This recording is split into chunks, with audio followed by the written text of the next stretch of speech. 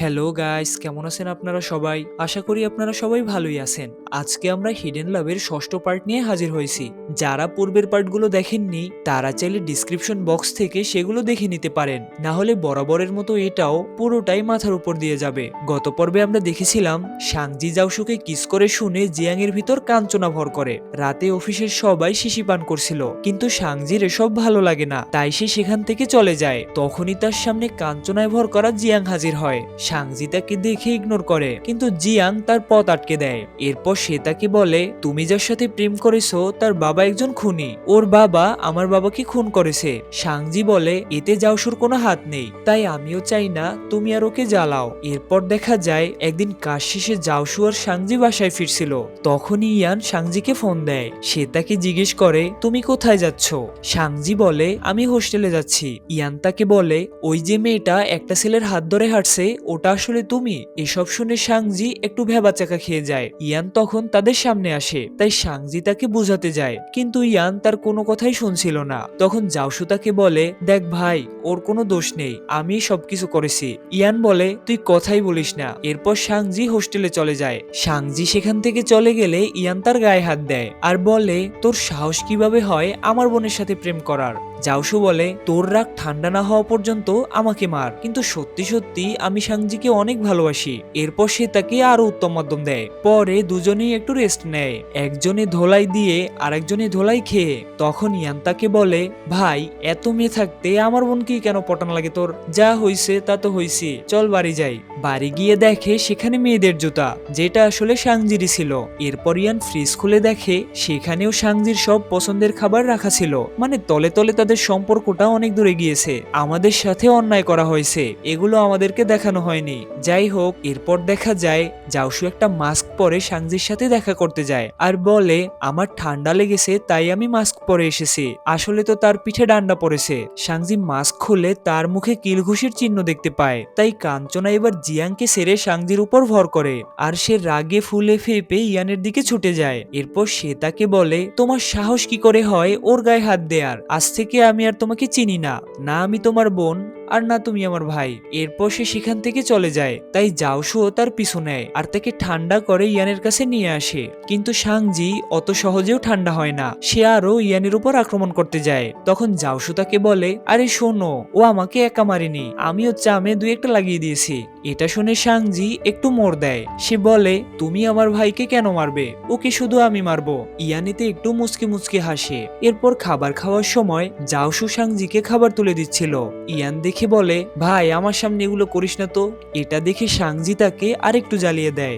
রাতে জাওশু তাকে হোস্টেলে ড্রপ করে দিতে যাচ্ছিল, তখন সুমন্দি পেছনে বসে ঘুমোচ্ছিল। এই সুযোগে জাওশু তাকে একটা কিস দিয়ে দেয় আর বলে, সারা দিন এটার অপেক্ষায় ছিলাম। এদিকে যাওয়ার সময়ও সাংজি ইয়ানকে একটা ঠোনা মেরে যায় আর বলে, তোমার দুলা ভাই ড্রাইভার নাকি? সামনে এসে বসো। বাসায় বসে ইয়ান তাকে বলে, ভাই, সাংজি কিন্তু আমার একমাত্র বোন, তুই ওকে প্লিজ ধোকা দিস না। জাওশু তাকে বলে, তোমার চিন্তা করতে হবে না, আমি ওকে ভীষণ ভালোবাসি। এরপর জাওশুর একটা বন্ধু তাকে বলে, কিছুদিন আগে ভাবির সাথে জিয়াংকে দেখেছিলাম।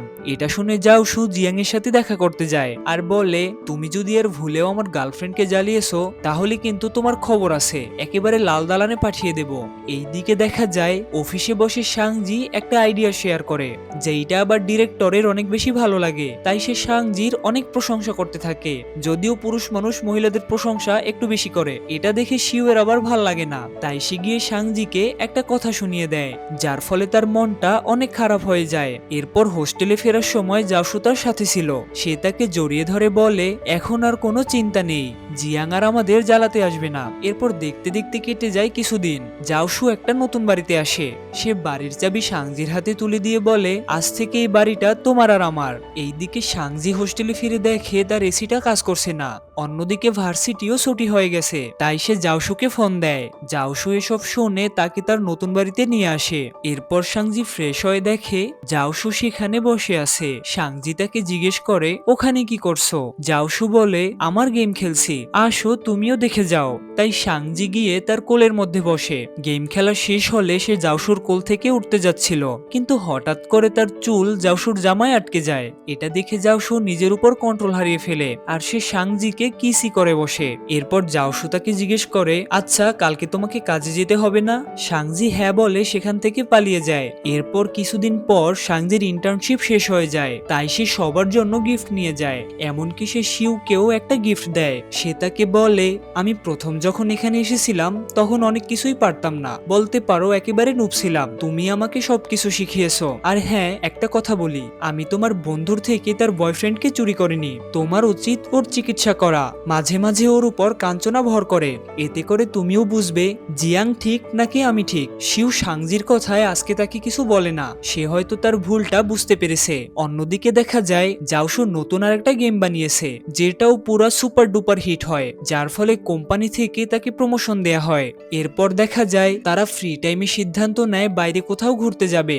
সাংজি চাচ্ছিল সমুদ্র পারে তাঁবুটা নিয়ে থাকবে, জাওশু এতে খুশি হয়, কিন্তু সকালবেলা খুশিতে পানি ঢেলে দেয় বৃষ্টি।